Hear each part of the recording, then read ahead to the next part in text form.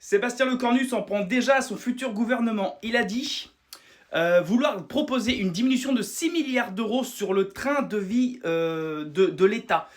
Et il a dit aussi que les ministres devaient participer au plan du socle commun. Donc en gros, il est en train de dire, puisqu'on va demander aux Français de faire des efforts sur leurs finances, sur leur train de vie en fait, il faut absolument que le gouvernement se soit pareil.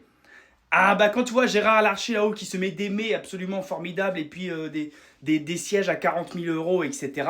Alors, c'est très populaire, une telle annonce. C'est un macroniste, hein, le cornu. Donc, on va voir ce que ça va donner. En tout cas, on ne peut pas être contre ce qu'il dit là. Maintenant, j'ai bien peur que ce soit comme d'habitude.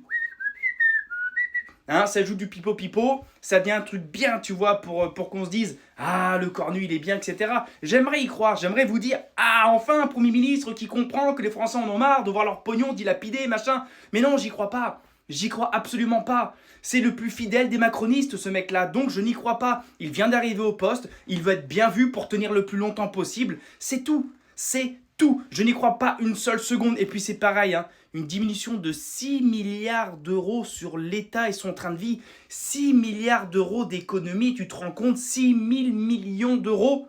Et ce n'est qu'une économie. Ce n'est pas la totalité. Alors tu te rends compte quand même des sommes absolument dingues.